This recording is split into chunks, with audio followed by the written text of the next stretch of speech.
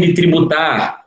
E aí, na ordem tributária, as limitações ao poder de tributar são garantias fundamentais do cidadão contribuinte frente à assanha tributante do Estado.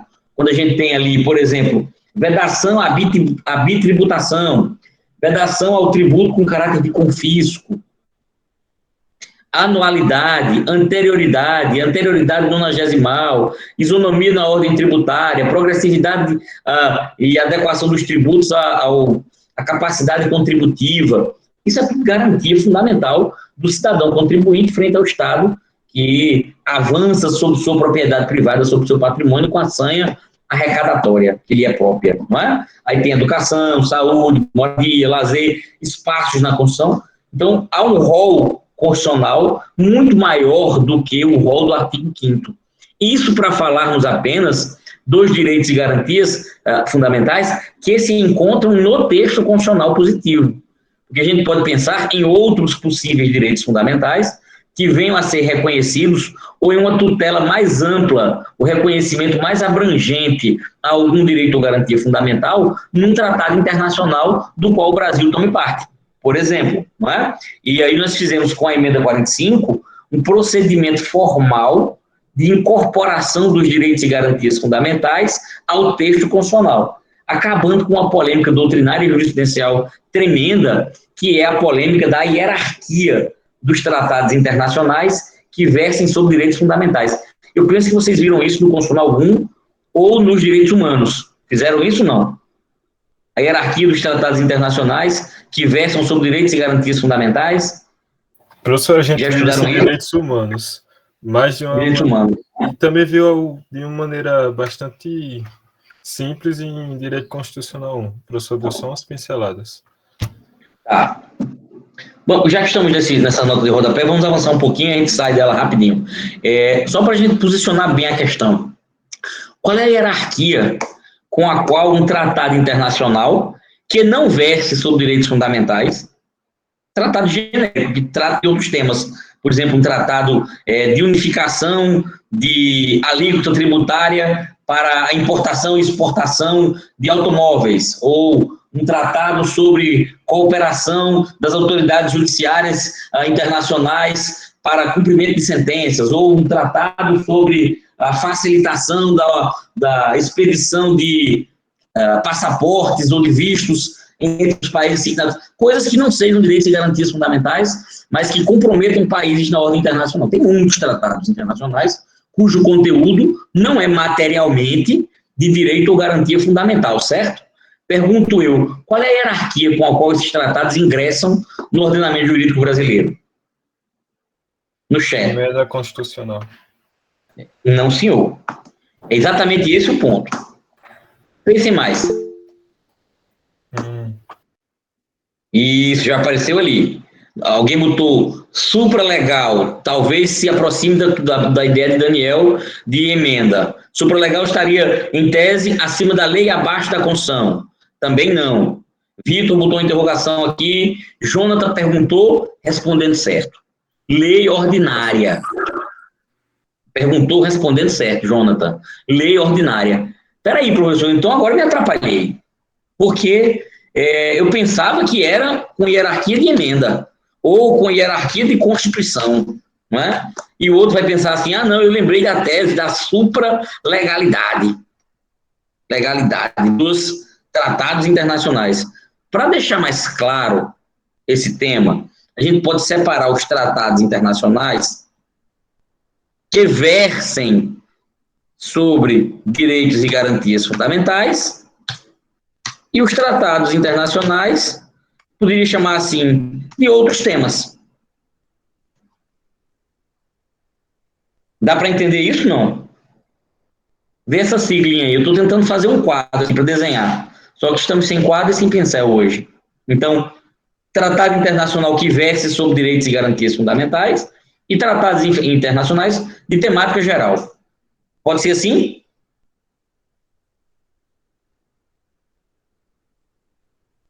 Deixa eu ver se está todo mundo acordado. Todo mundo fala no chat. Eu vou perguntar se você vai botar V ou F, tá?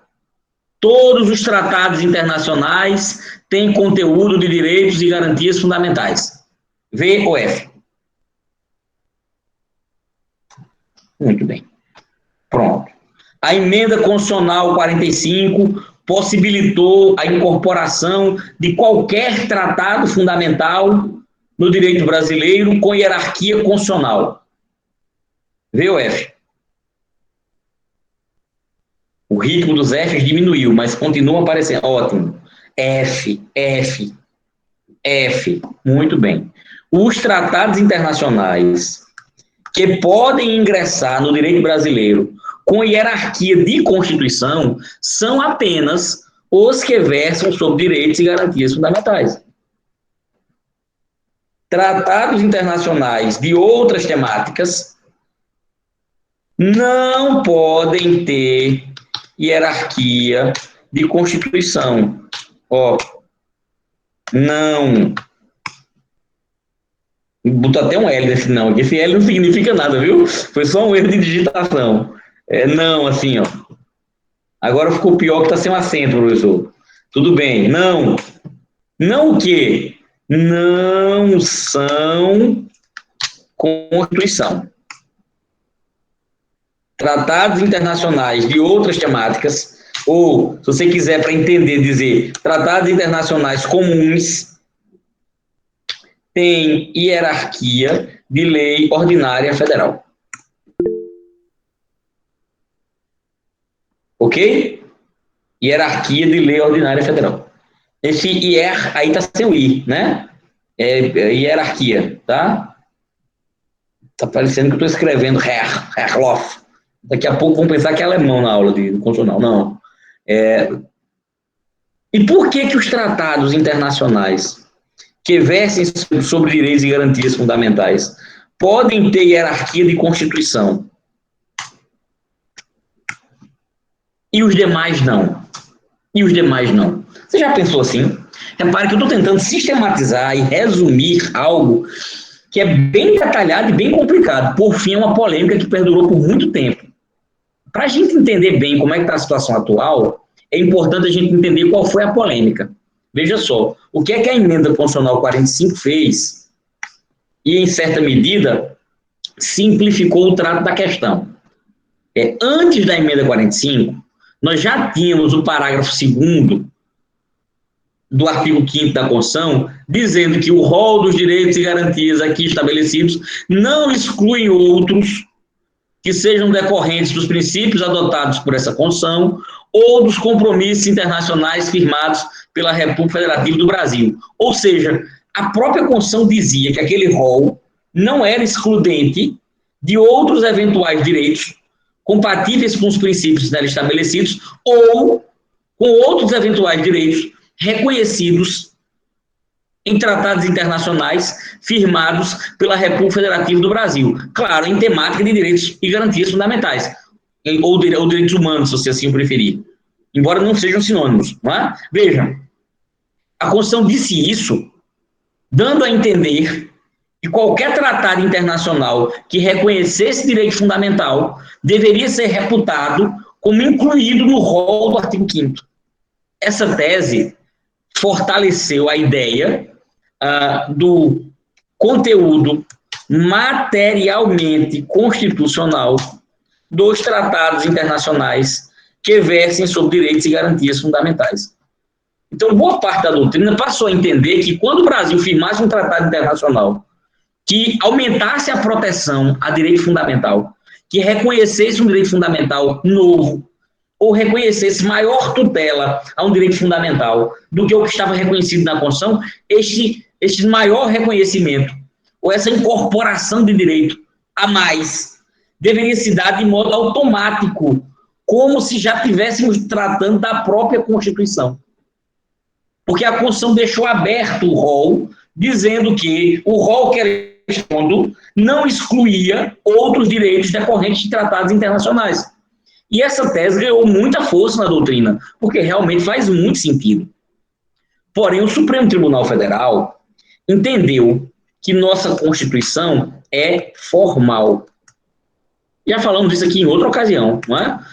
O caráter formal da Constituição também, por exemplo, é o fundamento para o não reconhecimento da vinculatividade autônoma do preâmbulo. Lembram disso? Lembram quando a gente falou isso aqui?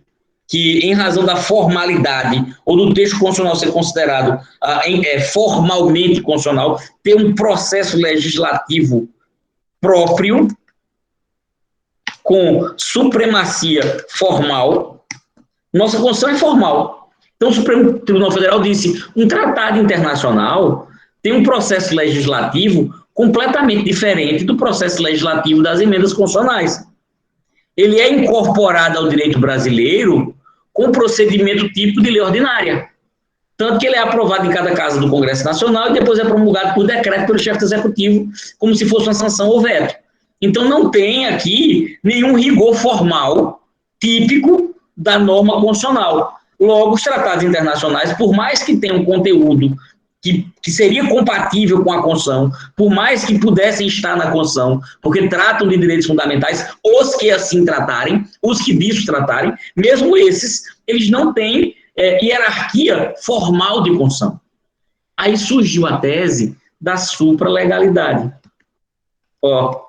A supralegalidade é uma variante intermediária entre dizer que o tratado internacional que versa sobre direito ou garantia fundamental é lei,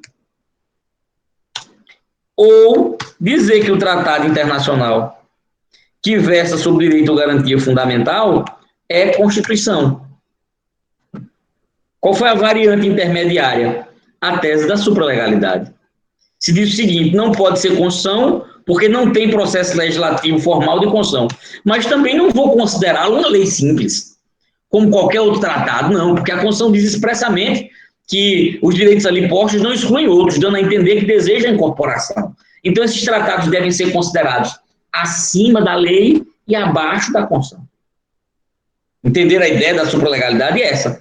Um tratado que versa sobre direito fundamental teria mais autoridade material do que um tratado comum. Não vai ser incorporado como lei e tratado simplesmente como lei, porque se poderia tratá-lo, inclusive, como norma constitucional. Para simplificar essa polêmica toda, veio a emenda constitucional 45 e estabeleceu expressamente a possibilidade de incorporação de tratados internacionais que versem sobre direitos e garantias fundamentais com status de emenda constitucional, desde que aprove-se o tratado internacional que verse sobre direito ou garantia fundamental com o mesmo procedimento formal, com o mesmo procedimento das emendas constitucionais. Ou seja, pega-se o tratado internacional, o trata como se ele fosse uma proposta de emenda à Constituição. Ele tramita como uma PEC, o processo de incorporação de tratado internacional que versa sobre direito de garantia fundamental, levando a 2 turnos de votação em cada casa, com maioria qualificada de 3/5 em cada votação, e aí se diz, pronto, agora ele está incorporado formalmente à Constituição. Aí esse tipo de tratado, eu estou repetindo, que versa sobre direito de garantia fundamental 1000 vezes, que é para você não entender que isso pode acontecer com qualquer tratado, porque não pode. A questão aqui é a matéria de que o tratado trata. Não é? O compromisso internacional versa materialmente sobre algo que é matéria de Constituição. Logo, se você incorporar também formalmente a Constituição, não há nenhuma razão para que a gente deixe de negar o caráter de Constituição a esse tipo de norma. Todo mundo entendendo? Está claro? Cabe na cabeça da gente? Pronto. Então, esse foi o grande aporte da emenda 45. Possibilitar expressamente a incorporação de tratados internacionais que tenham conteúdo material de direitos constitucionais à Constituição, passando a submetê-los ao procedimento típico das emendas. Os tratados de outra temática continuam com seu processo de incorporação compatível com o da Lei Ordinária Federal. Portanto, eles têm hierarquia de Lei Ordinária Federal. Todo mundo entendendo? Está claro? Professor, e a supralegalidade agora? Ainda há quem defenda, e aí é minoritário, a tese da supralegalidade para os tratados internacionais que versem sobre direitos e garantias fundamentais que ainda não tenham sido incorporados, Milena. Entendeu isso? porque nem todos já foram submetidos ao processo de aprovação por emenda. Então, residualmente está se defendendo ainda, a tese da supralegalidade não está anacrônica, não acabou no direito brasileiro, porque ainda há esse resíduo. Há vários tratados internacionais que têm conteúdo de direitos fundamentais e que não foram submetidos à incorporação com status de emenda, como, por exemplo, o Pacto de San José da Costa Rica, que é um tratado importantíssimo, que impacta na prisão do depositário infiel e do devedor inexcusável da prestação alimentícia. Pelo Pacto de San José da Costa Rica, só pode haver prisão civil por dívida do devedor de pensão alimentícia. O depositário infiel não pode ter prisão civil. Esse tratado incorpora uma proteção a mais à liberdade. Em que sentido, professor? Na Constituição brasileira, nós permitimos a prisão civil por dívida em 2 casos. Para o inadimplente inexcusável da pensão alimentícia e para o depositário infiel. Quem é o depositário infiel? É aquele sujeito que recebe um objeto em depósito e, quando é colocado judicialmente para devolver o objeto, não dá conta do objeto. É chamado depositário infiel. Isso foi utilizado por muito tempo pelas instituições financeiras para prender consumidores inadimplentes em financiamentos de automóvel.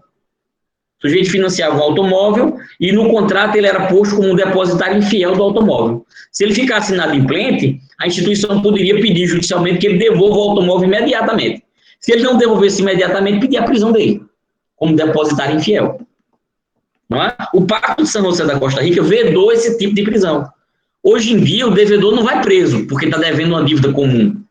O único devedor que pode ser preso, e é por isso que a gente chama de prisão civil por dívida no Brasil, é o devedor de pensão alimentícia. E eu falei aqui algumas vezes já, devedor inexcusável de pensão alimentícia. O que é um devedor inexcusável? É aquele devedor que não tem justa razão para estar inadimplente. Por exemplo, durante a pandemia de Covid, você ficou sem renda nenhuma, vivendo de auxílio emergencial. Muita gente, comprovadamente, perdeu a possibilidade de pagar a pensão alimentícia. E não vai ser preso por essa razão. Inclusive, o Supremo Tribunal Federal pacificou cautelarmente a ideia de não colocar em prisão efetiva, só em prisão domiciliar o devedor de pensão alimentícia durante o processo mais agudo da pandemia. Ou seja, você sofreu um acidente e ficou hospitalizado durante 60 dias. Você não vai ser preso, porque passou 60 dias sem pagar a pensão. Claro, se sua única fonte de renda for o seu trabalho imediato, né? E você não tiver realmente nenhuma possibilidade, quando você apresenta uma excusa justificada, razoavelmente justificada, mesmo na pensão você não é preso. Ou não deve ser preso. Todo mundo entendendo o que eu estou falando? Está claro? Em que sentido, então, esse tratado aumentou a proteção? Porque ele tirou a possibilidade de prisão do depositário infiel. Mas, enquanto não foi incorporada a Constituição de 88, fica a polêmica se ele pode ou não ter hierarquia superior à Constituição. Aí vem a tese da supralegalidade e diz, mesmo estando abaixo da Constituição, ele proíbe prisões baseadas apenas na lei. Apenas na lei. Tá bom? Oi, Daniel. Professor, a doutrina é majoritária nesse ponto? Ou não? Basicamente em consenso. Embora muitos ainda defendam que um tratado internacional, quando tem conteúdo de direito ou garantia fundamental, deve ser considerado Constituição independente de incorporação. Tá? Doutrinariamente se interpreta essa previsão do parágrafo 2º do artigo 5º como uma autorização dada na Constituição para que tratados sejam firmados, reconhecendo direitos fundamentais, e eles sejam tidos como incorporados automaticamente na Constituição.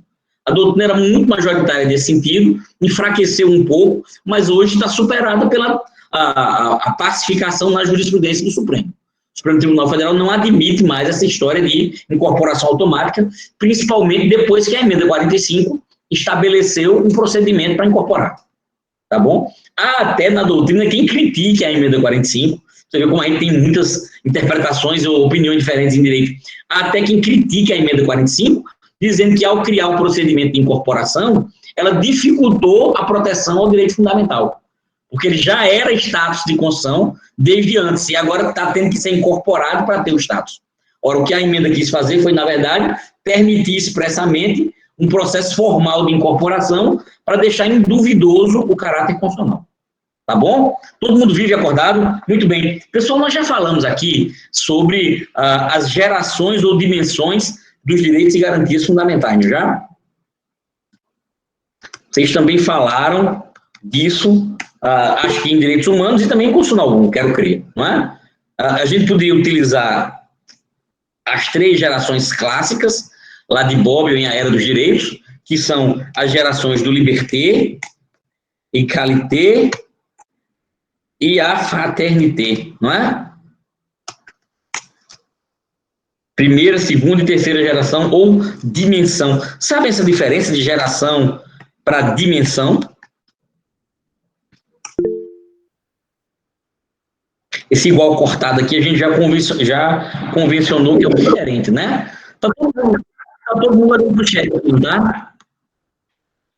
Qual é a diferença de geração para dimensão?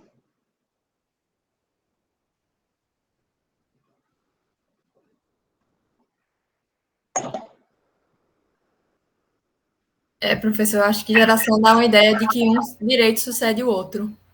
Isso aí, Cecília. A gente até às vezes aprende isso e não entende isso. Lê, diz, eu tenho uma ideia de sucede e o outro não. Como assim uma ideia de sucede e o outro não? Veja, a distinção entre gerações e dimensões dos direitos e garantias fundamentais é meramente terminológica. Como assim terminológica, professor?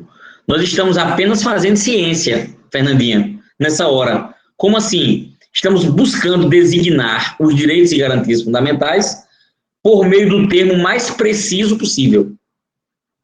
Entende a ideia? Então, essa é uma terminologia proposta por Flávio Pelvezan e Antônio Augusto Cansado Trindade, que criticam o termo gerações, dizendo que gerações dá uma ideia de antigo versus novo. Uma ideia de antigo versus novo seria inevitável quando a gente fala de gerações, né? Então, não seria incomum pensar que os direitos de segunda geração seriam mais novos do que os de primeira e, por consequência, estão valendo os de segunda e não os de primeira. Depois vem a terceira geração. Se agora já tem o de terceira geração, não quero mais o da primeira ou da segunda, porque o da terceira é que é. E essa ideia, ela é absolutamente equivocada quando se trata de direitos e garantias fundamentais. Porque o foco aqui é exatamente a complementaridade entre as gerações. É um processo histórico de construção. Ok? Então, a primeira geração é a liberdade, que se vê protegida com maior ênfase quando a gente passa a impor também ao Estado igualdade. E essa tutela, de novo, é ampliada quando a gente passa a pensar na tutela de modo coletivizado. No fraternité, a fraternidade é dizer o Estado precisa também tutelar direitos de modo transindividual. Nós não nos satisfaremos com os direitos na perspectiva individualmente considerada, cada um apenas com o seu ponto. Também há preocupações que são de todos ao mesmo tempo. Que são esses direitos de terceira geração ou terceira dimensão? São aqueles direitos que transcendem o indivíduo isoladamente considerado, não é? Meio ambiente ecologicamente equilibrado, patrimônio histórico, artístico, cultural, moralidade administrativa. Todos esses bens jurídicos são de cada um de nós, mas não são nossos individual e egoisticamente, são nossos como membro de uma coletividade. Por exemplo, se uma indústria se instala e começa a poluir o ar aqui, Marcos pode achar ruim isso? Pode. Ele precisa morar vizinho à indústria para se chatear com a poluição? Não. Ele é dono do direito fundamental ao meio ambiente ecologicamente equilibrado, onde quer que ele esteja. Não é? Uma plataforma de petróleo derrama óleo no mar. Daniel pode achar ruim isso? Pode. Gabriel pode se sentir ofendido com isso? Claro que sim. E Gabriel é o dono do mar, professor, para ele estar achando ruim que tem óleo lá, ele tem o que naquele mar? Ele tem uma casa à beira-mar? Não, ele não precisa ter nada disso. Ele tem direito ao meio ambiente ecologicamente equilibrado.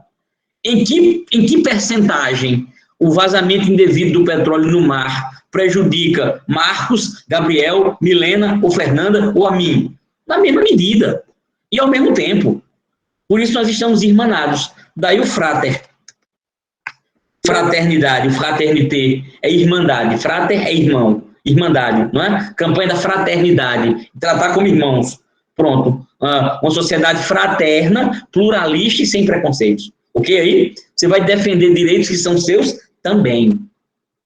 Alguém vai quebrar um prédio tombado no centro histórico para construir um edifício novo, professor, lá. Você pode achar ruim? Claro que sim. Você pode defender a preservação do centro histórico da sua cidade? Claro. Não, só se você tiver uma loja ou uma casa lá, senão... Não tem nada que ver. Você não precisa ser dono do imóvel. Não se trata de propriedade privada, individual. Se trata de titularização conjunta de bens jurídicos. Tranquilo? Tá claro? Muito bem. Deixa eu ver se a gente consegue resumir. A primeira geração ou dimensão é a geração de quê? Todo mundo no chat, escreva. Todo mundo no chat, bora. Eita. A primeira geração ou dimensão é a geração de quê?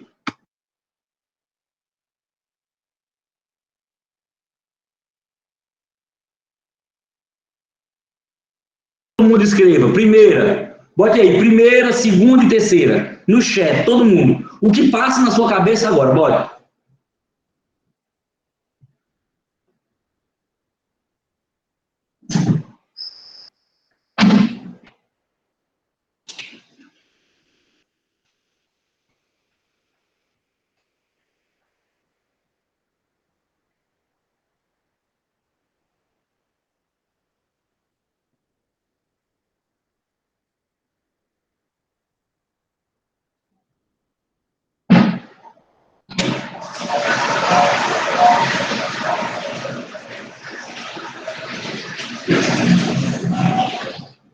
Pronto, aí, tá de novo. Aí.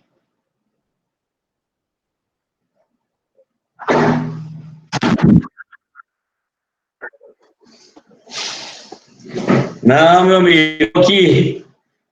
Fui só pegar uma aguinha aqui do lado e já estou de volta. Escreveram? Muita gente escreveu certo, muita gente escreveu errado e muita gente nem escreveu.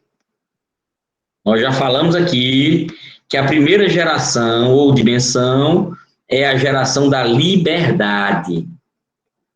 É a geração da liberdade. Pergunto eu, essa geração da liberdade, ela impõe prestações positivas ou negativas?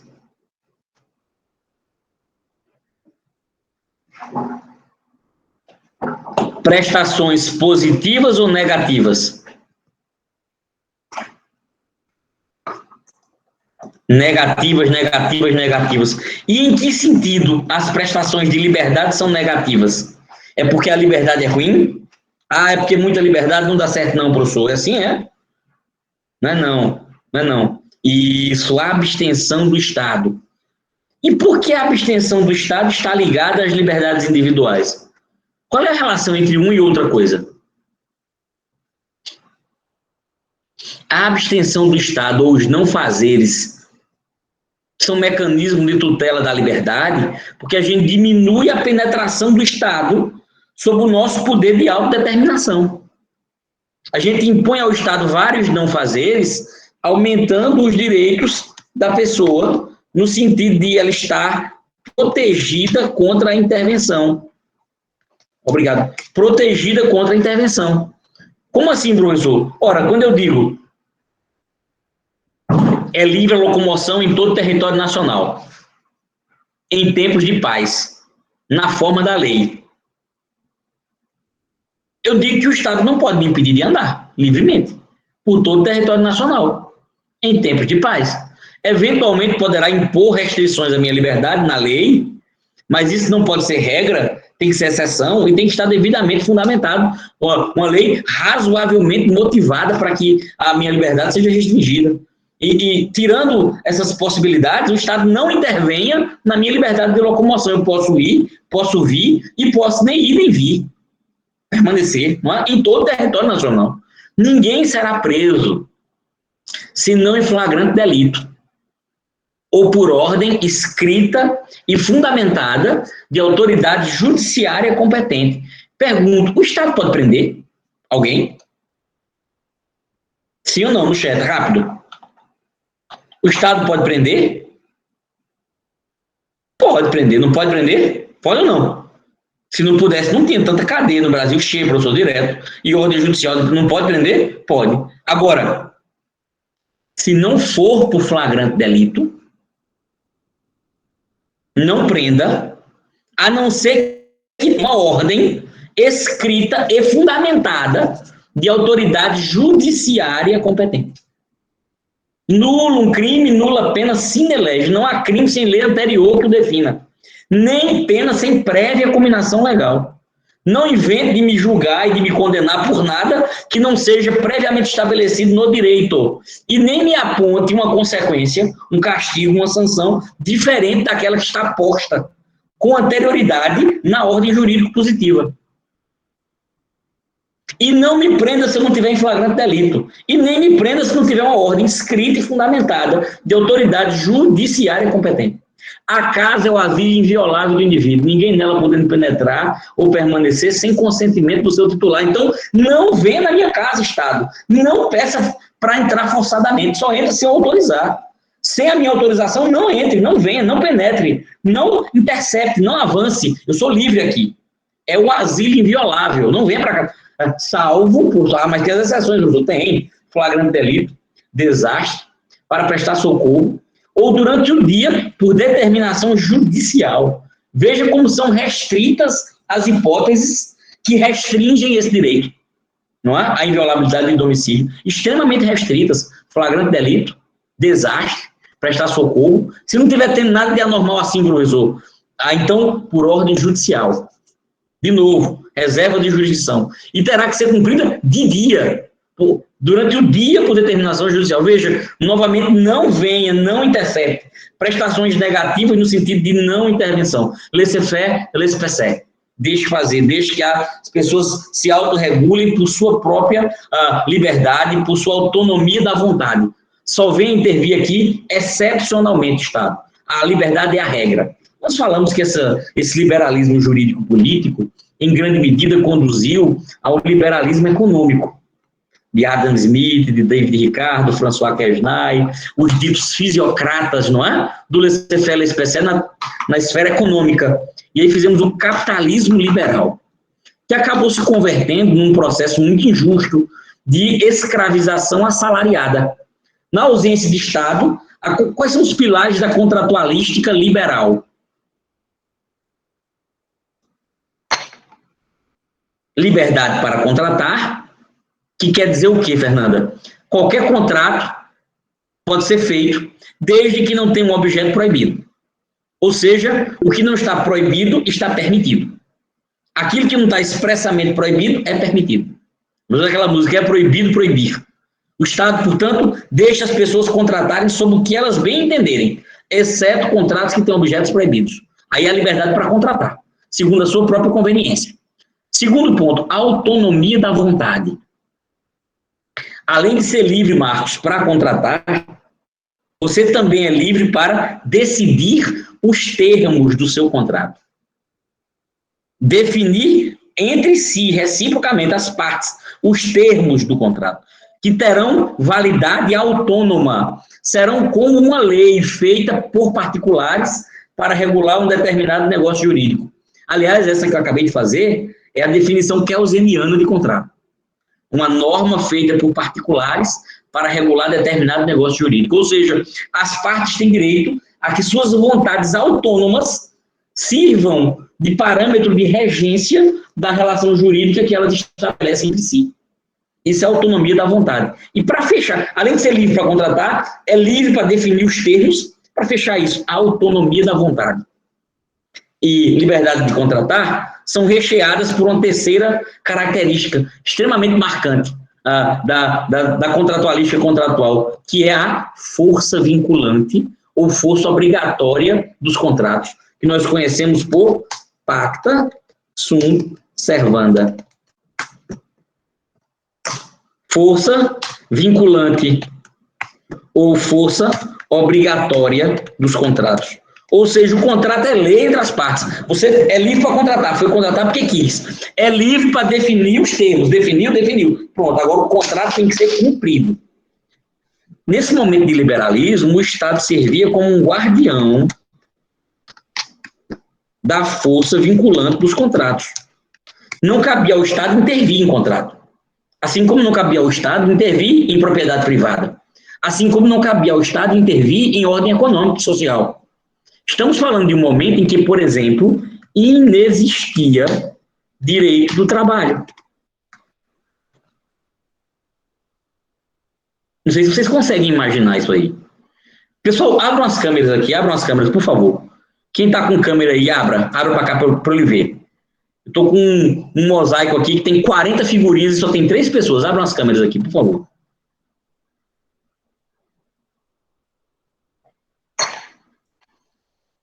Isso. Agora olhe para mim. Abram mais.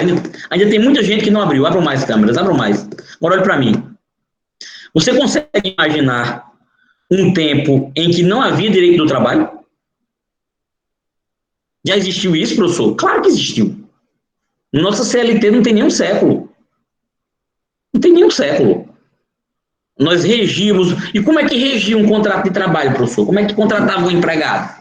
Que direito o empregado tinha no capitalismo liberal? Talvez você nunca tenha pensado nisso. Pelo menos não nessa perspectiva que a gente está conversando agora. Eu estou trazendo a questão para uma perspectiva bem pragmática, para que ela fique palpável.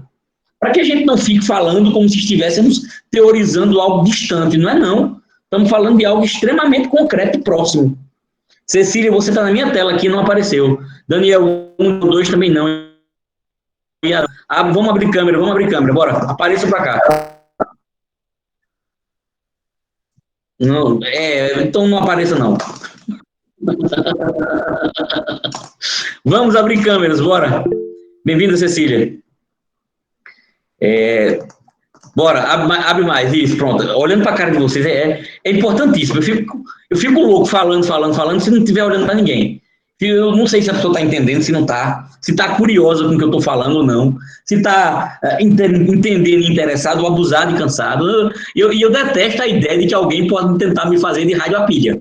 Botar ali, deixa falando, desliga, deixa esse cara ali, bota ali, deixa ele falando ali, né? Eu quero que vocês pensem comigo, vamos pensar juntos, bora.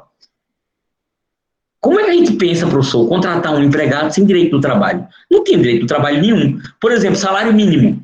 O que é salário mínimo? Não tem salário mínimo. O salário é contratado livremente pelas partes. O salário pode ser R$1.000, ou R$500, ou R$800, ou 300, professor. Ou 5.000, depende. Contrata patrão e empregado e decide quanto for. O Estado não tem que se envolver nisso, não. O Estado não tem. Tá ali Jefferson. Jefferson está com uma máscara. Ele tem outra máscara dessa de reserva. Se ele quiser vender essa outra máscara dele, que é dele, para uma pessoa que esqueceu a máscara hoje, ele pode vender ou não? Pode ou não? Balança pelo menos a cabeça assim, ó. Pode ou não? Pode, não pode? Que pergunta besta, professor. Claro que pode. Principalmente Jefferson, ele foi o primeiro que balançou. A máscara é minha porque eu não vou poder. Pois bem, aí eu pergunto, qual é o valor mínimo pelo qual Jefferson poderá vender a máscara? Alguém definiu isso? Claro que não. Se ele quiser vender por R$5, pode? Eu só vendo por 5. E se for R$3, pode? Professor, o senhor não está vendo direito, não. A máscara é boa, tem que ser 10. Eu sei lá quanto vai ser, não existe preço mínimo para máscara. O mesmo se aplica ao relógio, o mesmo se aplica à camisa, o mesmo se aplica ao sapato, o mesmo se aplica ao carro, o mesmo se aplica... São contratos civis comuns. Existir um salário mínimo é uma intervenção estatal no domínio econômico, que diminui a liberdade das partes, ou não? Vocês são livres para estipular, mas pelo menos pague isso. Limitação legal da duração da jornada, 8 horas diárias, 44 horas semanais. Se passar disso, vai ter que pagar como hora extraordinária, com adicional de pelo menos 50% a mais. Ou seja, mas eu queria contratar para trabalhar 10 horas por dia. Não pode. Não, são 12 por dia. Não, no meu caso, eu vou pagar só R$1.000, não pode. Você tem um limite legal para a duração da jornada, mas eu não vou combinar com o meu empregado, não. Você vai combinar, mas se ultrapassar a jornada legal, vai ter que pagar a mais pelas horas, não só no valor delas, senão que acrescidas. Trabalho noturno, perigoso, insalubre, terão um adicional. Você vai ter que pagar um FGTS mensal para depositar por mês, para se um dia vier a despedir seu empregado, ele tem um fundo de garantia para receber. E se a demissão for sem justa causa, ainda vai pagar uma multa sobre o valor desse saldo. Para quê? Para proteger o empregado da despedida arbitrária ou imotivada. Um menor não pode trabalhar a partir de tal idade. E de tanto a tanto ele só pode ser aprendiz. E de tanto a tanto ele pode trabalhar em qualquer emprego, menos noturno, perigoso ou insalubre. Ou não pode haver discriminação nas relações de trabalho por razão de sexo, nem por nenhum outro tipo de discriminação, claro, mas proteger o trabalho da mulher, inclusive do ponto de vista da isonomia salarial, não é? Veja, a gente está dizendo aqui que esse tipo de contrato não é livre. E por que ele não é livre? Porque o Estado precisa intervir para diminuir a exploração. Porque as partes são desiguais. E se elas são desiguais, nós precisamos que o Estado venha e estabeleça pautas mínimas que promovam a igualdade.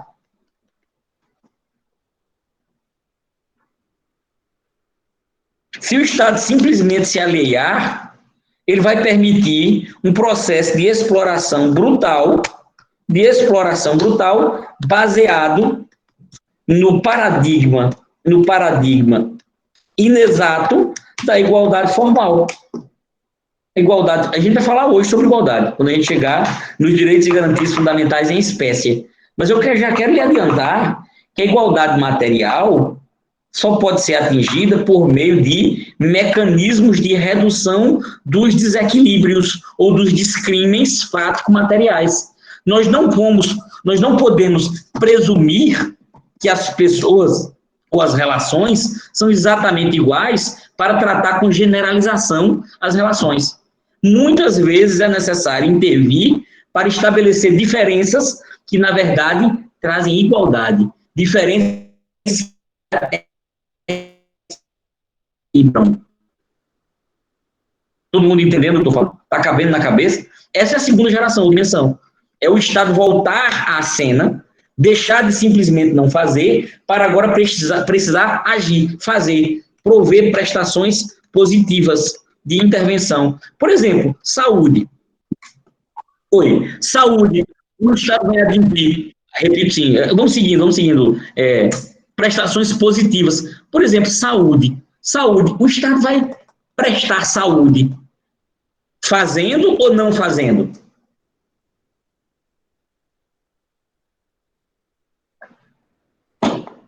Percebe a diferença do saúde para o não invadir o domicílio?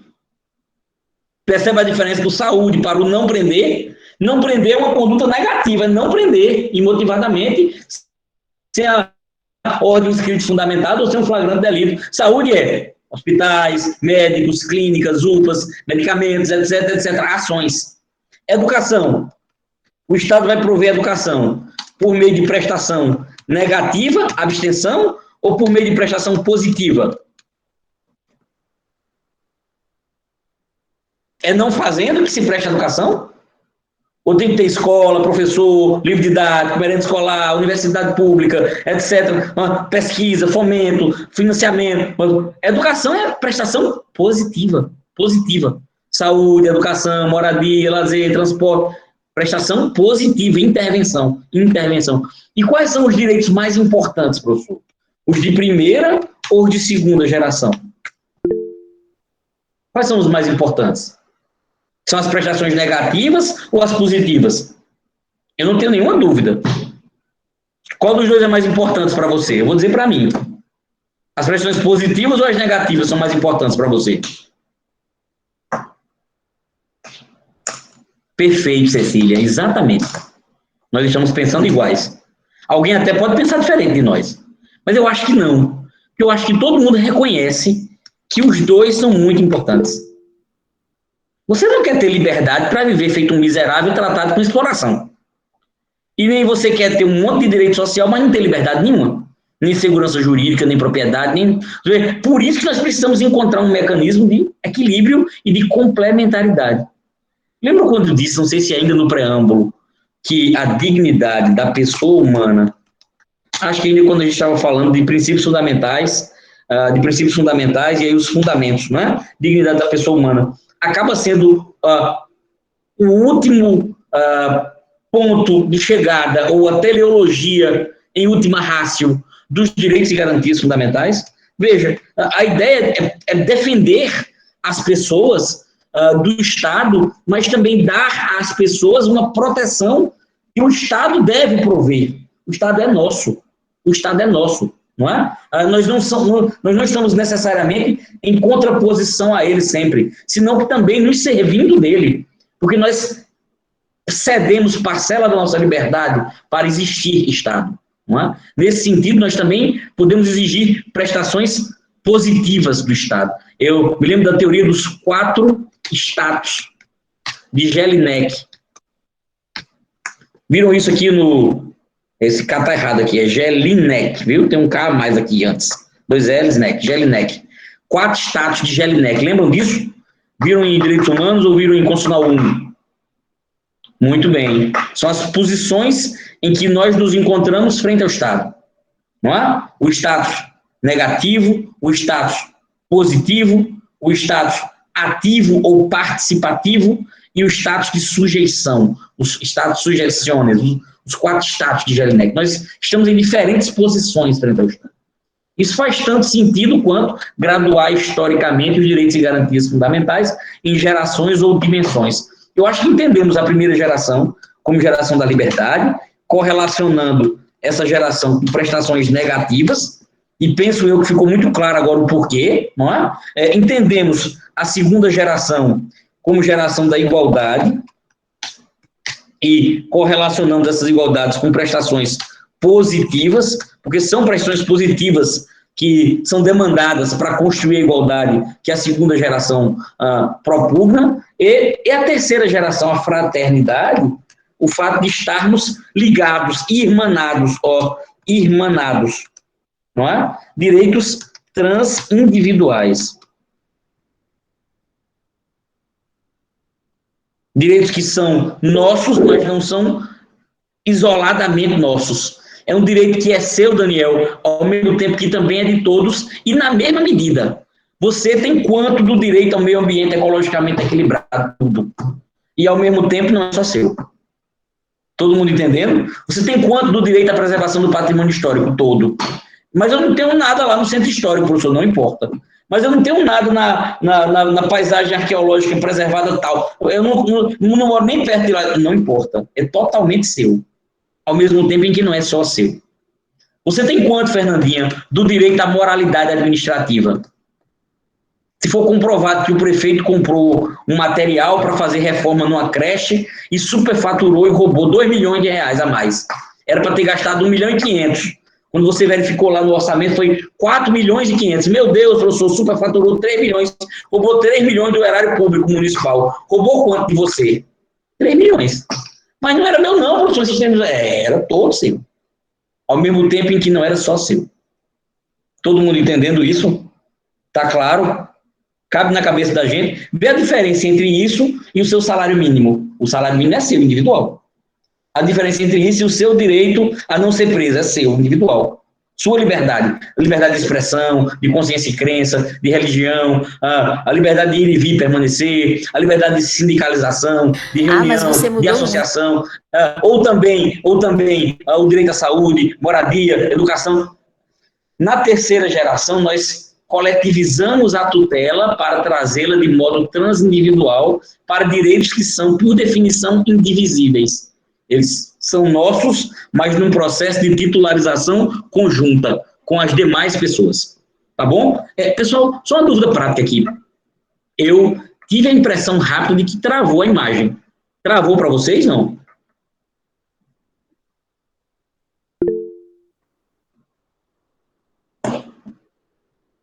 Quem está vendo e ouvindo bem, diga eu. Aqui no chat, por favor. Quem está vendo e ouvindo bem, diga eu. Tá, então ótimo. Ótimo. Então talvez tenha sido a internet de alguns aí que tenha congelado a imagem. Ou por estar parado, ele fica, né, menos tranquilo.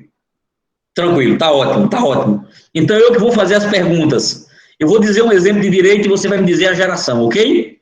No chat, rápido, para a gente não demorar. Liberdade de ir e vir. Escreva no chat a geração, rápida. Isso. Saúde.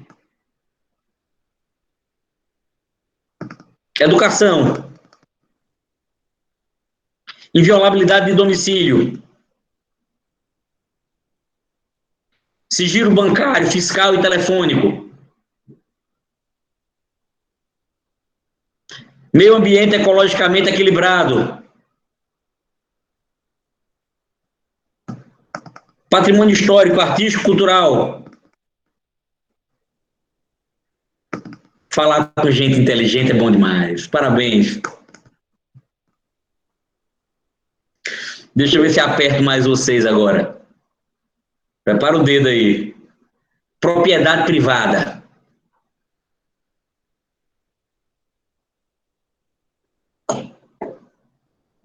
Ninguém botou 2 aí?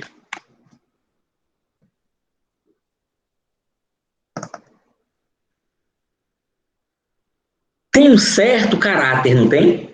Mas aí você iria exigir que o Estado provesse propriedade para todos. A gente não consegue chegar nesse nível, né? Às vezes a propriedade, na verdade, é um direito meio e não um direito fim, não é? Quando você dá, por exemplo, moradia e para dar habitação vai fazer casa, não é? Mas o que a gente está dizendo quando diz que propriedade é direito de primeira geração, e é correto isso, é que ela impõe um limite ao Estado. Em que sentido a propriedade limita o Estado? No sentido de respeito à minha propriedade, é minha.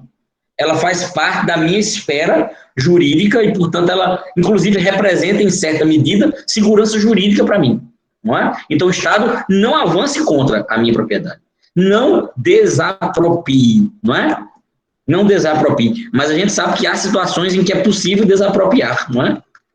Vamos falar sobre direito de propriedade no futuro aqui e vamos graduar os tipos de desapropriação que há, viu? Diferentes motivos ou fundamentos e, consequentemente, diferentes procedimentos de desapropriação, viu, Virgílio?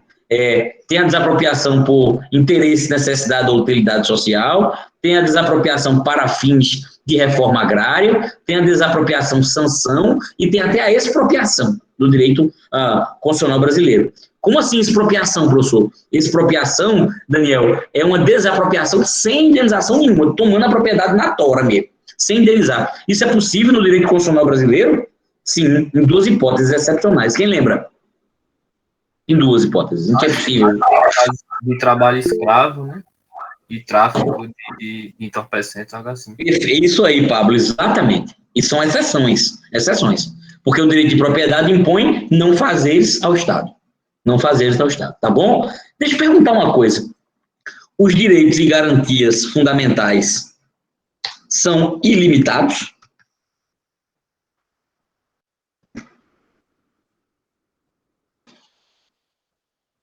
Aliás, antes de perguntar isso, já fiquem com essa pulga atrás da orelha aí, mas antes de perguntar isso, deixa eu perguntar outra coisa.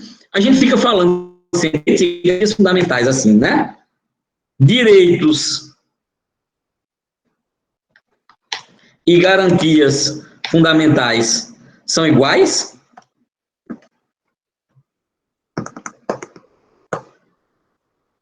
E qual é a diferença, então? As garantias, eu acho que elas servem para proteger justamente o direito. Tipo, os remédios constitucionais, eles são garantias. Todo mundo concorda com isso? Eu só não entendi, não. Porque eu ainda não expliquei, ainda estou perguntando a você. Direitos e garantias fundamentais são sinônimos ou são diferentes? O que é que você me diz, Daniel? Um direito fundamental e uma garantia fundamental, mesma coisa?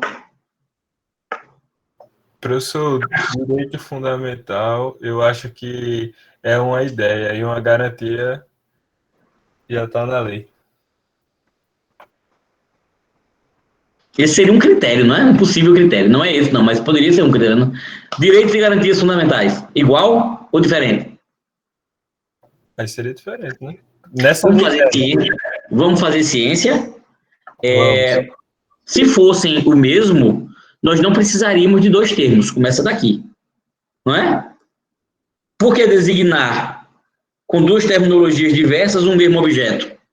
Confere, Michael? Caneta eu chamo só de caneta, porque ela é caneta, pronto, caneta. Não é? Porque caneta e outra coisa para as palavras. Não. Há uma imprecisão. Se direitos e garantias fundamentais fossem o mesmo, não precisaríamos de duas terminologias diferentes. Confere? Tá, essa é a primeira ideia. De rigor científico terminológico. Mas então, qual é a diferença?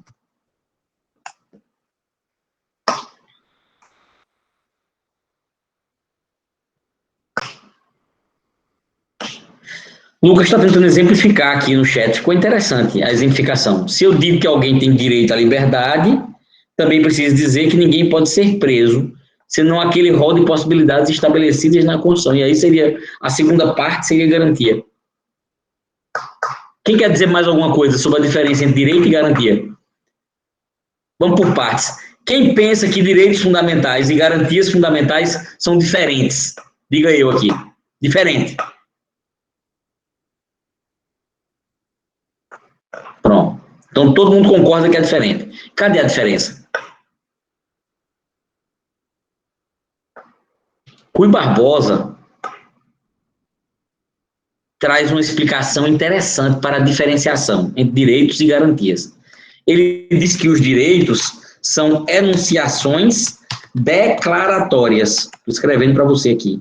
São enunciações declaratórias.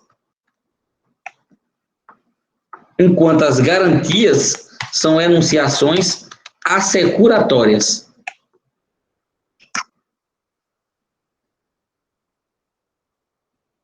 Direitos são enunciações declaratórias, garantias são enunciações assecuratórias. Entendi não, professor. Como assim? Os direitos lhe dão poderes jurídicos. Declaram-se poderes jurídicos para você. Apague essa história aí de dizer que os direitos não estão no sistema. Só as garantias é que são positivadas. Os direitos são só ideia. Não. Os direitos são positivados sim também. Há muitos direitos positivados. Assim como as garantias também podem estar positivadas. Tá? Fazem parte do sistema, já. Direitos são enunciações declaratórias, lhe dão poderes jurídicos. Lembra lá em introdução do facultas agendi, dos direitos subjetivos? Não é? São poderes jurídicos exercíveis por você que se incorporam ao seu patrimônio jurídico subjetivo. Esses são os direitos. E as garantias, professor? As garantias são enunciações assecuratórias no sentido de que elas são instrumentais. Instrumentais em relação a quem? Em relação aos direitos. Ou seja, as garantias servem para garantir os direitos. Por isso o termo garantia é autoexplicativo. Seria redundante dizer o que são garantias. São instrumentos que garantem. E o que são instrumentos que garantem? As garantias. Não é? Essa definição é tautológica ou circular. Você está dizendo mesmo, garantias são direitos que são instrumentos que garantem. O que são esses instrumentos que garantem? As garantias. Ou seja, elas são assecuratórias em relação ao direito. Eles são os mecanismos utilizáveis para fazer os direitos serem respeitados. Por exemplo, a liberdade de locomoção é um direito. O habeas corpus é uma garantia?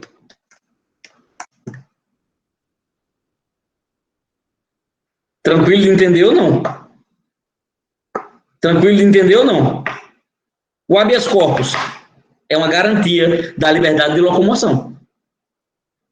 Ninguém será preso senão em flagrante delito ou por ordem escrita e fundamentada de autoridade judiciária competente. É livre a locomoção em todo o território nacional em tempos de paz, na forma da lei. Todo mundo acordado? Qualquer pessoa podendo entrar ou sair do território nacional com ou sem seus bens. A prisão ilegal será imediatamente relaxada. Tudo isso aqui está dizendo que você é livre para se locomover. Está no seu patrimônio jurídico subjetivo uma proteção contra prisões injustificadas, contra uma exacerbação do Estado em desfavor de sua liberdade deambular, sua liberdade de locomoção. E para garantir isso, conceder-se-á habeas corpus sempre que alguém sofrer ou se achar ameaçado de sofrer violência ou coação na liberdade de locomoção por ilegalidade ou abuso de poder. O mandado de segurança protege direitos líquidos e certos. Então, se você tiver um direito líquido e certo a determinada prestação, seja de qual natureza for, você tem direito de que aquilo seja reconhecido a seu favor. E se não for, professor, mandado de segurança. Todo mundo entendendo o que eu estou falando? Está claro ou não? Você tem direito a exercer as liberdades constitucionais fundamentais, mesmo que falte uma norma regulamentadora. E se faltar a norma regulamentadora e estiver lhe impedindo de exercer, professor, aí o mandado de injunção é a garantia. Os remédios constitucionais são exemplos típicos de garantias. Por quê? Porque eles têm um nítido caráter instrumental em relação aos direitos. Eles são instrumentos de direito processual constitucional que visam implementar os direitos. Não tem uma definição melhor de garantia do que essa. Perdoem a digitação horrorosa, tá? Eu estou rabiscando no quadro. Vocês estão assistindo aqui e olhando o chat também, não estão? Está todo mundo olhando o chat, não tá? Dá para imaginar que esse chat é o quadro, não dá? E dá para perdoar quando eu botar um H no lugar do S ou o Y, tá, consegue, né? Todo mundo vivo aqui, não tá? Muito bem. Quem está devendo mais ou menos tem medo de levar umas palmadas, não tem não? Sorte que não está presencial. Esse que é o ruim de não estar presencial, que o povo fica mais atrevido, né? Cadê Clara? Apareça aí, Clara, para eu ver a senhora. É que na hora dá para entender, mas depois, quando a pessoa salva, a pessoa fica assim, que danado de expressão era essa? Muito bem, faz parte. Esse esforço desafiador ativa mais ainda o seu cérebro e sua memória, viu?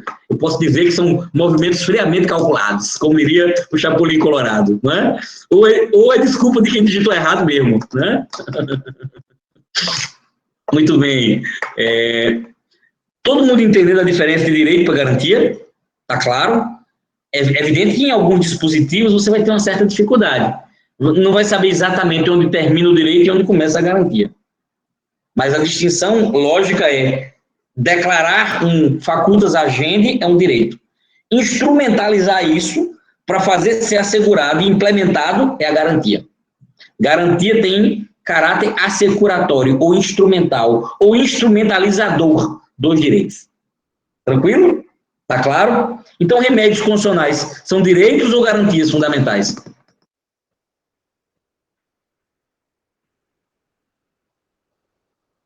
Tranquilo, né? Você tem direito à sua propriedade privada.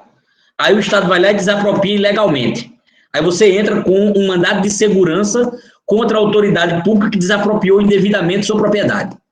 Tranquilo? Quem é o direito e quem é a garantia nessa conversa? Direito está sendo quem? Isso. O direito está sendo quem?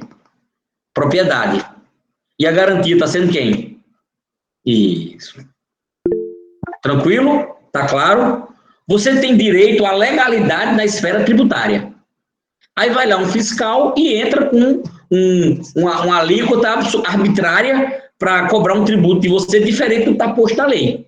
Aí você vai lá e interpõe um mandado de segurança contra o ato do fiscal que está cometendo uma ilegalidade na ordem tributária em seu desfavor. Ok? Quem é o direito e quem é a garantia nessa conversa? O primeiro direito aí está sendo a legalidade. Em certa medida, a propriedade também, que é afetada por tributação indevida, não é? E a garantia está sendo quem? O mandado de segurança. Todo mundo acordado, entendendo? Tá claro? Você está preso indevidamente, alguém vai lá e move e propõe um habeas corpus. Quem é o direito e quem é a garantia nessa conversa? Alguém prendeu ilegalmente uma pessoa e outro foi lá e impetrou um habeas corpus. Quem é o direito e quem é a garantia? Perfeito, Daniel. O direito é a liberdade, o HC é a garantia. Todo mundo de acordo? Cabendo na cabeça da gente? Muito bem. Diga, Pablo. Professor, e no caso do direito de petição, apesar de ter o direito, ele seria considerado um remédio constitucional, uma garantia? O direito de petição é muito mais uma garantia do que um direito, tá? Mas O direito de petição ele é muito mais uma garantia do que um direito, Pablo. Escuta só. Por essa razão é que a gente considera direito de petição um remédio constitucional. Porque você pode utilizá-lo para pedir qualquer direito, tá? Mas eu peço remédio no posto de saúde, eu peço instalar uma luz na minha rua, a mudança do trânsito, eu peço fiscalização de tal coisa, eu peço que tape o buraco em tal lugar, eu peço um documento, eu peço orçamento, eu tento proteger qualquer direito por meio do direito de petição. E, nesse sentido, ele é uma garantia, inclusive um remédio constitucional. Mas ele também é um direito. E existe garantia para proteger o próprio direito de petição.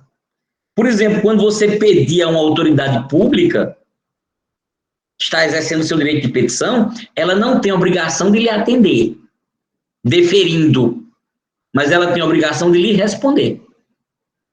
Você pode, por exemplo, impetrar um mandado de segurança contra uma autoridade pública por não ter lhe respondido um direito de petição.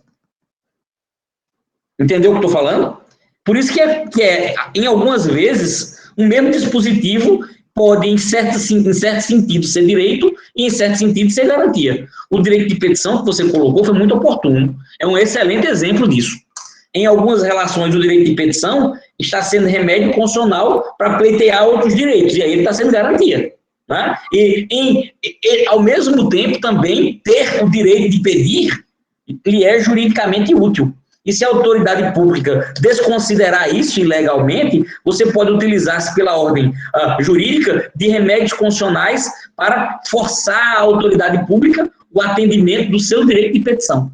Ainda que isso não resulte o deferimento da sua petição. Mas você tem direito a receber a atenção responsiva do poder público. Tranquilo de entender? Tá claro? Ok. Todo mundo acordado? Lucas acordou, meu amigo? Bem-vindo. Acordei, professor. Beleza. Tá bem. Acho que vocês já perceberam que nós estamos há mais ou menos 1h30 aqui falando sobre direitos e garantias fundamentais numa perspectiva introdutória.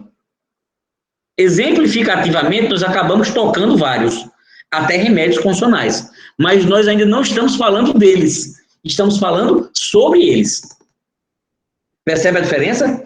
Nós mencionamos aqui habeas corpus, mandado de segurança, inviolabilidade de domicílio, propriedade, desapropriação. São temas de direitos e garantias fundamentais. Estamos nos aproximando do assunto, mas em nível de teoria geral.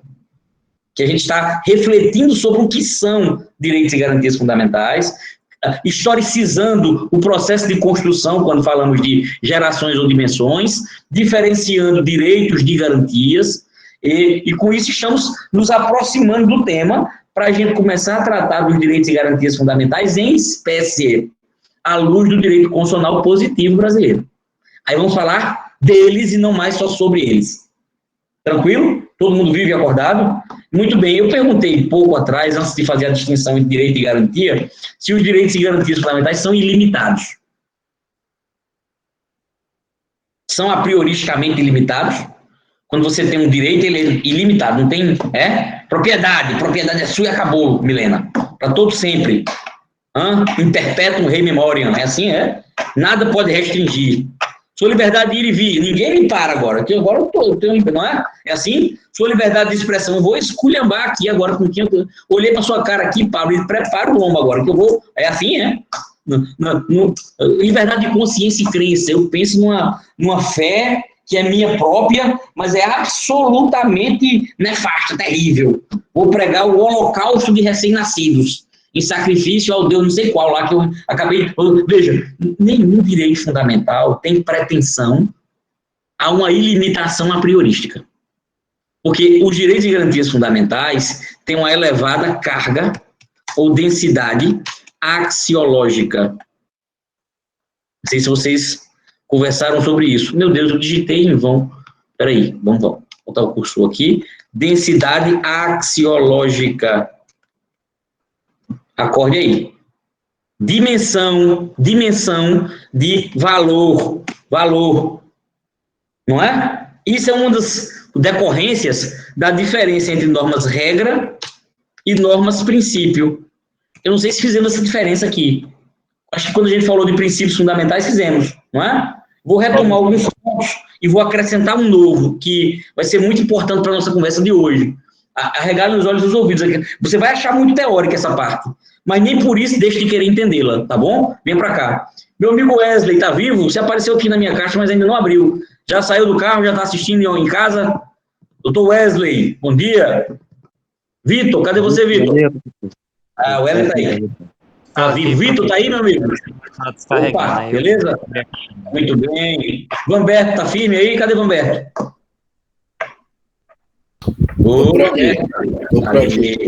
Muito bem, muito bem. Quem tem maior grau de abstração? As normas regra ou as normas princípio? No chat, rápido.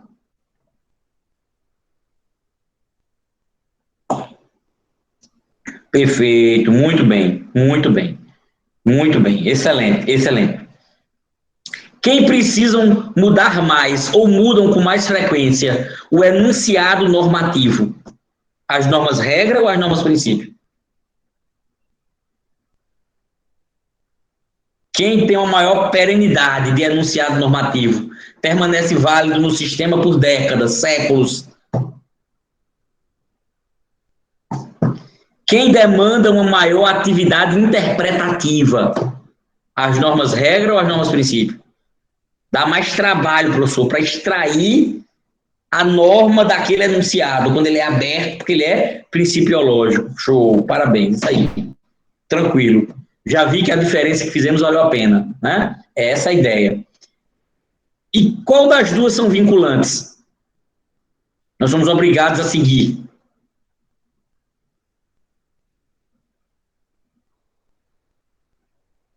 Quero mais gente. Qual das duas são vinculantes?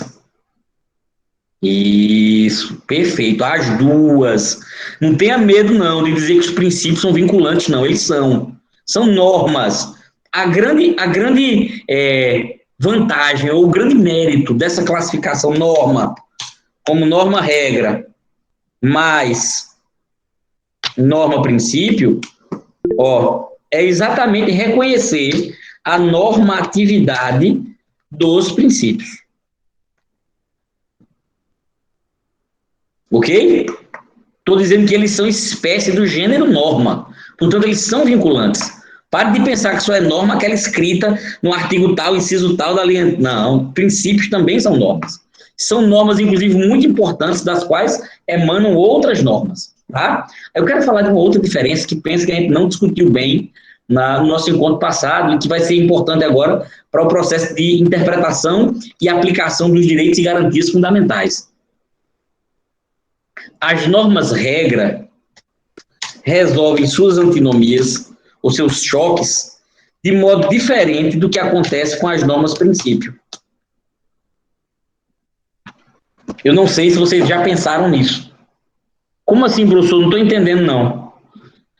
As normas-regra resolvem seus choques numa dimensão de validade, enquanto as normas-princípio resolvem seus choques numa dimensão axiológica. Ih, professor, deixa eu estar tentando explicar, porque para mim piorou aqui, né? Vem cá, venha. As normas-regra resolvem seus choques numa dimensão de validade. As normas-princípio resolvem seus choques numa dimensão axiológica. Ou seja, numa dimensão de valor. Continua sem entender? Quem acha que já entendeu aí, diga eu. Ixi, ninguém. A Daniel parece que sim. Amém, que tenha entendido. Lucas também. Mas eu vou insistir. Como assim, professor? Norma-regra resolve suas antinomias numa dimensão de validade. Validade. E normas-princípio resolvem seus choques numa dimensão de valor. Vou detalhar isso para a gente, todo mundo acorde para cá, regar os olhos e os ouvidos. As normas regra, se eventualmente se chocam, se excluem mutuamente, Fernanda. Ou vale essa ou vale essa daqui. Entendi não, professor. Por exemplo, isso, Cecília, perfeito. Não mudou nada. Código Civil de 1916 versus Código Civil de 2002, que teve uma vacatio legis e entrou em vigor em 1 de janeiro de 2003. Nós estamos em 2022. Amanhã você vai fazer um inventário. Você vai olhar as regras do inventário no Código Civil de 16 ou no Código Civil de 2002?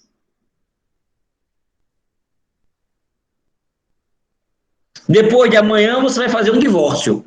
Aí vai fazer as regras para a divisão dos bens entre os cônjuges. Aí você vai usar o Código Civil de 16 ou 2002?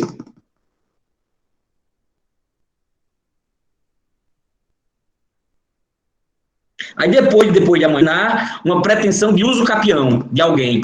Aí você vai olhar o tempo de posse e as regras para aquisição por uso capião, depois de olhar no 2002. E por que isso, professor? Ah, porque o Código Civil de 16 está revogado, professor. Pode parar de ficar, já falo com você, Lucas, pode parar de ficar dando exemplo, confrontando, porque eu já estou entendendo, já falo com você, Lucas. Pode parar de ficar confrontando, professor, porque eu já entendi. O senhor está dizendo que vou usar o atual, que é o que está vigente, que vou afastar o anterior, porque lex posteriori revogat priori. Lex posteriori revogat priori. Não é? A nova, de igual ou superior hierarquia, prepondera sobre a regra antiga. Eu posso até olhar como era no Código Civil de 16, por uma questão de curiosidade histórica, ou até para reforçar o meu entendimento do atual, dizendo que era assim e mudou para assado, ou que era assim e continua assim, não é? Eu posso escolher parte do Código Civil de 16 e parte do 2002 e aplicar no meu direito de acordo com o que melhor me interessar. Eu posso sair escolhendo, pensando. Por exemplo, eu vou interpor um recurso amanhã. Aí eu vou utilizar o CPC é o Código de Processo Civil, lógico, né? O CPC de 73, ou eu vou utilizar o novo CPC, que é o 2006, que para muitos de vocês nem é novo, que já aprendeu só esse, né? Teve gente que já estudou com o processo civil, vocês vão estudar, o novo CPC já vai ter uns 10 anos, então nem é mais novo, parece que sempre foi esse, mas não foi não. Por exemplo, para mim foi o anterior, durante a vida quase toda, né? Mais de 20 anos com esse anterior, de 73, o que eu estudei na década de 90, 2000, 2001, 2010, 2020, 2015, tudo era o CPC velho, até 16 chegou o novo. Eu aplico quem, professor? Vou impetrar uma apelação ou um agravo, o prazo do novo CPC, do atual. Lex posteriori revogat priori. Ou aplico esse ou aquele. E não é assim com qualquer regra, não? Não. Com qualquer norma, não? Não. Isso é assim com as normas regra. Por isso, as antinomias jurídicas das normas regras são antinomias jurídicas aparentes. Porque o próprio sistema oferece mecanismos para a solução das antinomias. Lex posteriori revogat priori. Princípio da especialidade, a norma específica prevalece sobre a geral. Afastamento da regra geral por aplicação da exceção, ou interpretação restritiva das normas que estabelecem restrição a direito. O próprio sistema permite o afastamento de uma norma e a atração de uma outra, porque elas são do tipo regra e mutuamente excludentes. Os princípios não são assim tão simples. Eles admitem ponderação. Aplico em certa medida um, em certa medida outro, e em grande medida os dois. E faço isso com direitos e garantias fundamentais o tempo todo, chamado método ou técnica da concordância prática, ou harmonização. Por exemplo, Caio, olha para cá, Caio. Caio está congelado. Lucas também. Lucas queria perguntar algo. Já estou falando sobre o que você queria, Lucas. Ou continuo? É porque teve uma parte que cortou, aí não deu para entender, mas agora eu não me recordo mais. A gente tá congelado porque eu acho que a sua internet tá muito ruim, professor. Ah, pode ser, meu amigo, pode ser que a internet tenha tido alguma oscilação, sim. Ok. Às vezes dá uma travada, né? Tá bem. Vamos lá, vamos prosseguir. Pelo menos a gente nós estamos falando bem detalhadamente e também bem pausadamente. Mesmo quando eu falo rápido, eu estou falando devagar do tema, porque eu estou falando rápido algumas coisas. E tem várias outras coisas. O tema é um conjunto, né? Então você vai pegando o contexto e entendendo, tá bom? Vamos voltar para cá. Entendeu que as normas regras se chocam numa dimensão de validade? Eu aplico uma ou a outra. Entendi, professor. E com os princípios não é assim também, não? É não. Quer ver? Vamos pensar, por exemplo, no aborto. Você vai regular o aborto. Eita, professor, aborto Você vai chocar vida versus liberdade. Certo ou não? Trocando em miúdos é esse. Se a gente fosse reduzir o valor, o choque axiológico, de um lado eu devo proteger a vida, de outro lado eu quero proteger a liberdade. Pronto. E agora, o que eu faço? Protejo só a vida? Protejo só a liberdade? Como faço para regular o aborto? Se estivéssemos num sistema jurídico que optasse pela proteção integral da vida, e independente de qual seja o caso, a vida vai prevalecer sempre. É um direito ilimitável. Logo, o aborto seria sempre permitido ou sempre proibido? No chat, todo mundo, bora. Voltou a travar, pessoal? Voltou a travar? Oi, oi, oi. Estamos falando de vida. Tá bem, vou repetir, meu amigo. Deixa eu tentar puxar um pouquinho mais para cá, para ver se melhora em algo. Vamos ver. Talvez a internet já esteja cansada, avisando que eu já falei muito, né? Vamos lá. Melhorou agora? Melhorou? Oi? Vem ouvindo bem, todo mundo? Melhorou? Melhorou? Agora tá boa? Beleza. Eu estava dizendo que as normas princípio se chocam numa dimensão valorativa. E aí tentei exemplificar isso trazendo o tema do aborto para cá. Vamos falar dele? No aborto, a gente tem que sopesar basicamente dois valores. De um lado, vida, do outro, liberdade, certo ou não? É isso, Fernandinha? Sendo um pouco reducionista na discussão, é isso, não é? Eu vou confrontar a vida de um lado e liberdade do outro. Certo, Lucas? Muito bem. Se eu estivesse rigorosamente defensor, intransigentemente da vida, e dissesse que a vida prevalecerá em qualquer caso, nesse sistema, o aborto seria permitido ou proibido? No chat, bora. Totalmente proibido, concorda? Muito bem. Isso significaria que a vida revogou a liberdade? Já que não tem aborto, então não tem liberdade nesse sistema. Eu posso prender qualquer pessoa. Não há liberdade nenhuma lá. A liberdade está revogada no sistema. É assim? Vamos pensar a contrário senso agora. Se eu fosse um intransigente defensor da vida, da liberdade agora. Liberdade é o direito mais importante de todos e prevalecerá em qualquer caso, sobre qualquer outro. Liberdade é o direito. Que as pessoas vão poder se autodeterminar e o Estado que não intervém, somos livres. Somos animais livres. Pois bem, liberdade 100%. Tá bom. Se fosse assim a ideia, o aborto seria 100% livre ou proibido? Permitido ou proibido? No sistema em que a liberdade é intransigente. Permitido ou não? Permitido. Permitido total, não é? Isso lhe permitiria concluir que a liberdade revogou a vida? Já que nesse sistema eles adotam liberdade para o aborto, então a vida foi revogada pela liberdade. Então, já que pode abortar, também não tem crime de homicídio nesse lugar, não. Eu posso matar qualquer pessoa em qualquer hora, porque não tem vida, não tem direito à vida, não. É assim, é? Não existe homicídio, não. Já que é possível abortar, também eu posso matar quem eu quiser em qualquer lugar. É assim? Repare que não. Não há essa revogação, esse afastamento. e eles permitem interpenetração. Por exemplo, no nosso caso, o aborto é totalmente proibido ou totalmente permitido? Nós temos uma proibição como regra e uma permissão excepcional, não é? Isso, exatamente. Nós temos uma permissão excepcionalíssima. Confere? Quais são as hipóteses legais? Único modo de salvar a vida da gestante, chamado aborto terapêutico, não é? E gravidez resultante de estupro, chamado aborto piedoso. E ainda tem o caso do anencéfalo, que na verdade não está no Código Penal. Foi introduzido no nosso sistema por interpretação do Supremo Tribunal Federal, muito bem, Gabriel, na ADPF 54.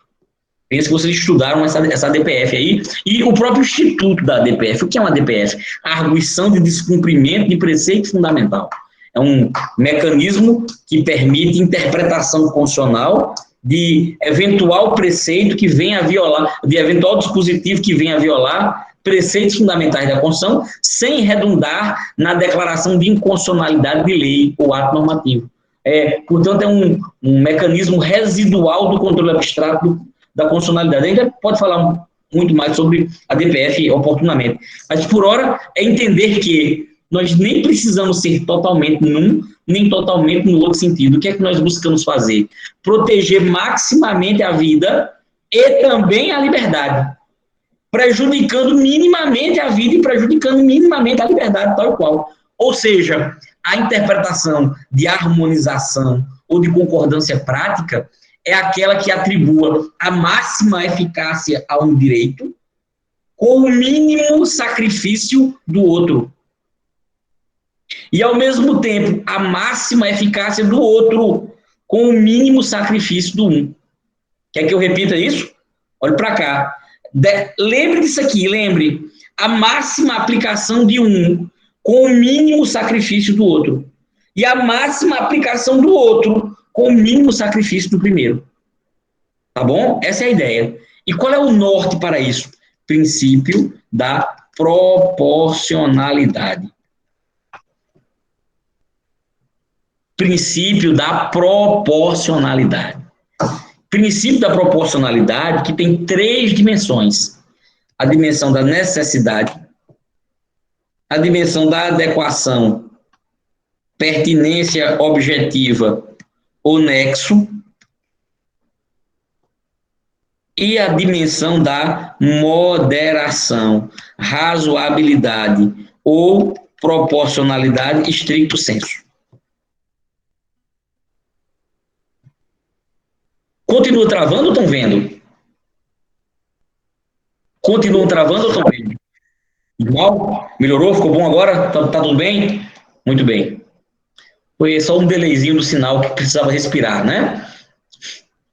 Oi, Daniel. Pode falar, meu amigo. Professor, bom dia. É que eu queria que o senhor repetisse essas siglas aí, porque o senhor falou muito rápido, eu não consegui anotar no mesmo tempo, não. Tranquilo, meu irmão. Vamos fazer isso agora. Inclusive, vou explicar um pouco mais sobre elas. Estamos falando do princípio da proporcionalidade, tá? Princípio da proporcionalidade, que é o guia para a gente fazer a aplicação de direitos quando haja eventual choque, quando haja eventual antinomia entre esses princípios, ou entre os objetivos decorrentes da aplicação desse ou daquele direito, não é? O princípio da proporcionalidade vai permitir a restrição a direitos dentro de um nível aceitável, no sentido de que se busca atingir a máxima aplicação de um com o mínimo sacrifício do outro e, a contrário senso, tal e qual, né? Veja, para a gente justificar a restrição a um direito fundamental, essa restrição precisa ser necessária, primeira dimensão, necessidade. Essa restrição precisa ser adequada no sentido de ter pertinência, fazer sentido em busca do atingimento do objetivo que justificou a restrição. Eu estou restringindo por esse objetivo. Então, a restrição que eu proponho precisa fazer sentido à luz do objetivo, ter pertinência objetiva, não é? Ou seja, ter nexo. eu estou restringindo não aleatoriamente ou por vontade subjetiva, estou propondo ou impondo uma restrição ao direito fundamental por uma razão objetiva, e essa restrição milita em favor de construir outro objetivo. Terceira dimensão, a restrição, mesmo que seja necessária, mesmo que tenha pertinência objetiva, que tenha nexo, que seja razoável, adequada, mesmo assim ela precisa ser moderada.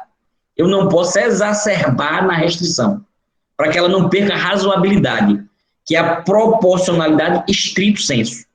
É importante, é necessário restringir? Essa restrição traz aplicação de outro direito? Traz. Mas isso não lhe permite exagerar e aniquilar completamente os outros direitos. Não. Você tem que ir até o limite necessário para proteger o direito que se contrapõe, ao mesmo tempo restringindo em favor do primeiro. Aqui está a moderação ou razoabilidade, ou proporcionalidade estrito sensu. Vamos dar um exemplo prático? Vou dar um exemplo prático para a gente encerrar a conversa de hoje, tá? Respira fundo aí, todo mundo, respira. Vamos abrir as câmeras de novo? Aparece todo mundo aqui, bora. Aparece todo mundo, vem. Vamos para cá. Respira e aparece aí, bora. Todo mundo. Vamos, meninas, senhores, todos aqui. Gabriel, Clara, Raíssa, Cecília, Yasmin, bora. Todo mundo para cá. Imagine uma prisão. Imagine uma prisão. Um ambiente prisional. Agora imagine ingresso excessivo de armas e drogas nessa prisão. Armas e drogas indevidamente entrando na prisão. Isso pode acontecer? No mundo do ser ou do dever ser, professor? Né? No mundo do dever ser não pode, não deveria. No mundo do ser acontece demais, é um problema prático enorme, não é? Pergunto eu, combater esse problema é necessário? No mundo do ser, é ou não? E para que o Estado combata, ele vai precisar ou não restringir direitos ou garantias fundamentais? Não vai? Como é que ele vai combater se não impusar os mecanismos restritivos que permitam controle? Confere? Logo, qualquer restrição que se propuser será constitucional. V ou F? V ou F?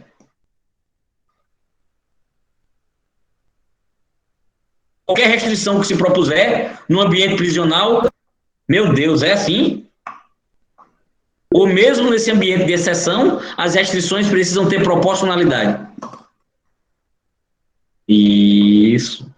Vamos por partes. Eu vou perguntar e você vai botando V ou F. Diante da indevida entrada de armas e drogas nos presídios, é necessária a adoção de medidas que, em certa medida, restringirão direitos e garantias fundamentais, o que acabará sendo justificado à luz da dimensão da necessidade. V ou F? Perfeito. Já que é necessário restringir, qualquer restrição que se impuser será constitucional. Ah, graças a Deus, acordaram, não é? Acordaram. E para ser constitucional, professor, precisa atender, então, a que dimensões? A essas três, ó. Necessário, a gente já viu o que é. Agora, a restrição combate realmente o problema? Faz sentido, tem nexo? Muito bem. Terceira, ela não está exagerada, não. Ela não está desarrazoada, não. Até onde ela está indo, não é? Por exemplo, você quer impedir a entrada de armas e drogas no presídio e com isso você propõe, vou cortar o auxílio reclusão dos presos. Cortar o auxílio reclusão dos presos. Na verdade, o auxílio reclusão é um benefício previdenciário, recebido pelos familiares dos presos que estavam no mercado formal de trabalho, quando foram presos. Resumo da ópera. Isso vai deixar os familiares dos presos em situação de maior vulnerabilidade. Não vai impactar em nada a entrada indevida de arma e droga na prisão. Talvez que até piore, professor, porque vai deixar mais suscetíveis à ação do crime organizado. Se não piorar, melhorar é que não vai. Então não tem nexo, não tem pertinência objetiva. Todo mundo entendendo? Instalar detectores de metal e procedimentos de revista, inclusive revista íntima, para entrada e saída de pessoas na prisão. Eita, invadem um pouco as liberdades fundamentais. Mas faz sentido para combater a entrada indevida de arma e droga? Suspender a inviolabilidade de correspondência no ambiente prisional. Vai devassar uma correspondência, professor, que é absurdo. Abrir o envelope do preso não é? Porque se você não abre... Mas é um absurdo, está quebrando a intimidade individual do preso. Pode ser que ali tenha uma foto da esposa dele, pode ser que ali tenha uma declaração íntima de amor dele para alguém. Eu entendo, é verdade. Mas também pode ser que dentro tenha uma bazuca desmontada, não é? Tem meia dúzia de granadas, não é? Então, vai ter que fazer essa quebra excepcional dentro da moderação ou da razoabilidade, que é uma medida com 100% de eficácia, para não entrar mais arma nem droga nenhuma no presídio, nunca. Eita, professor, o senhor tem uma ideia dessa? Tenho. O senhor devia ser secretário de administração penitenciária. Calma, deixa eu dizer a ideia, que você vai perder a esperança desse secretário aqui. Acabo 100% com a entrada de arma e droga. Como? Vamos explodir o presídio, com todos os presos dentro. Pô! Um apocalipse, uma bomba atômica em cada presídio. Pô! Nunca mais entra arma nem droga ali. Isso é constitucional ou inconstitucional? É um absurdo, mesmo tendo 100% de eficácia. Porque aniquila inteiramente o direito fundamental, no suposto objetivo de atingir o oposto. E o que a gente precisa dar é a máxima eficácia a um, com o mínimo de sacrifício do outro. E reciprocamente. Isso é proporcionalidade.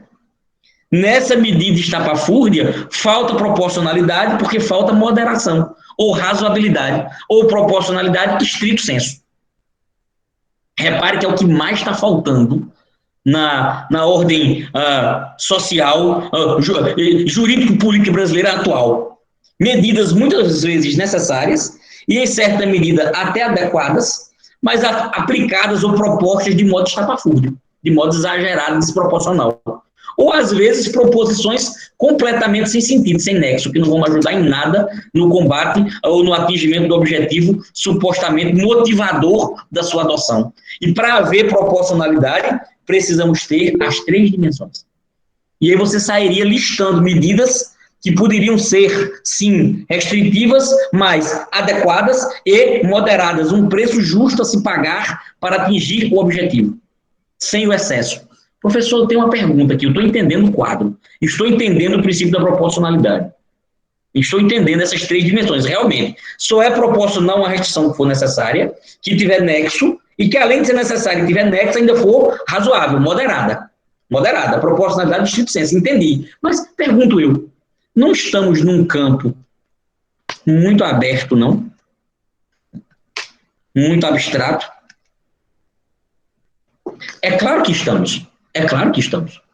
E é isso que faz a aplicação do princípio da proporcionalidade ser tão desafiador. Não é? Aqui há margem para as interpretações e para a valoração. Para a dimensão axiológica, valor.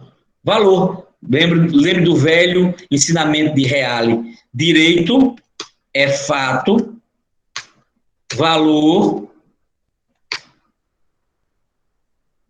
e norma.